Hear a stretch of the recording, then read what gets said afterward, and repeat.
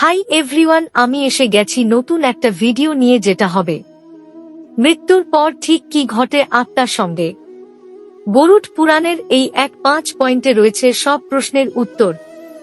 গরুড পুরাণে জীবন, মৃত্যু ও মৃত্যু পরবর্তী অবস্থা নিয়ে আলোচনা করা আছে।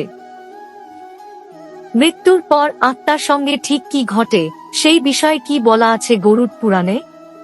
হিন্দু ধর্ম জন্মান্তরবাদে বিশ্বাসী।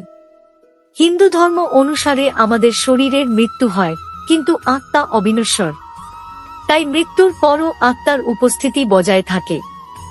এক শরীর ত্যাগ করে অন্য শরীরে প্রবেশ করে আত্মা, কিন্তু নতুন শরীরে প্রবেশ করার আগে ঠিক কি ঘটে আত্মার সঙ্গে, জেনে নিন এই বিষয়ে কি বলা আছে গরুড পুরাণে।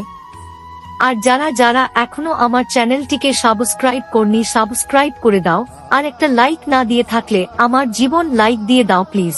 নাম্বার 1, গরুড পুরাণ অনুসারে যখন কারোর মৃত্যু হয় তখন সেই দেহ ত্যাগ করে আত্মা এরপর এক সূক্ষ্ম দেহ ধারণ করে সে এই সূক্ষ্ম দেহ নিয়েই শুরু হয় তার মৃত্যু পরবর্তী জীবন।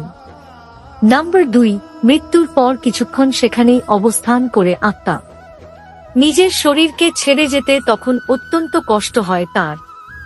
নাম্বার 3, নিজের প্রিয় মানুষদের কাছাকাছি সেই সময় আত্মা ঘোরাফেরা করে, এমনকি তাদের নাম ধরে ডাকে, কিন্তু কেউ তাদের ডাক তখন শুনতে পায় না।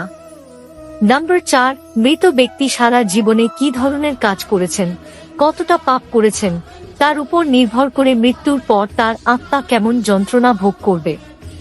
বিভিন্ন ধরনের যন্ত্রণার মধ্যে দিয়ে মৃত্যুর পর যেতে হবে আত্মাকে।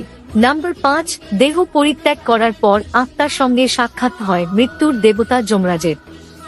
সারা জীবনে প্রয়াত ব্যক্তি কেমন কাজ করেছেন তার বিচার করেন যমরাজ।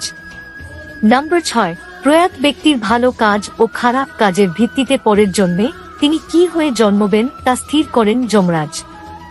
নাম্বার 7, মৃত্যুর পর প্রথমে যমলোকে যায় আত্মা, সেখানে তার পাপের শাস্তি নির্ধারিত হয়। নাম্বার 8, যমলোকে থাকেন চিত্রগুপ্ত, সবার পাপ ও পুণ্যের হিসেব রাখেন তিনি।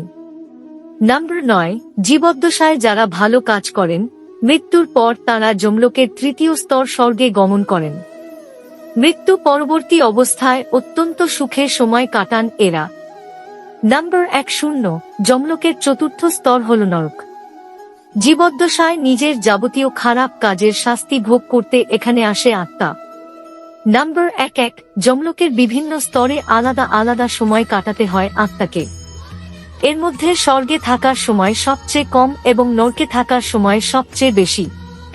নাম্বার 1-2, স্বর্গ ও নরক ভোগের সীমা শেষ হলে নিজের পূর্বজন্মের কাজের ভিত্তিতে পুনর্জন্ম হয় আত্মার। কখনো পশু, কখনো কীট, কখনো গাছ রূপে জন্ম নিতে পারে আত্মা। নাম্বার 1-3, আত্মার চূড়ান্ত লক্ষ্য হল এই জন্ম মৃত্যুর চক্রাকার আবর্ত থেকে নিজেকে মুক্ত করে মোক্ষ লাভ করা। নাম্বার 1-4, আত্মা যত ভালো কাজ করবে ততই তার মুক্তি লাভের পথ প্রশস্ত হবে। জীবদ্দশায় দান, ধ্যান, পুজো, আরাধনা করে শান্তিপূর্ণ জীবন কাটালে মোক্ষলাভের পথ সুগম হয়। নাম্বার 1-5, আত্মা যখন মোক্ষ লাভ করে তখন জীবাত্মা ব্রহ্মাত্মার সঙ্গে এক হয়ে যায়। যদি আমার ভিডিওটা ভালো লেগে থাকে তো চ্যানেলটাকে সাবস্ক্রাইব করো এমন ভিডিও দেখার জন্য, আর লাইক না করলে প্লিজ একটা লাইক দিয়ে দাও, খুব কষ্ট হয় ভিডিও বানাতে।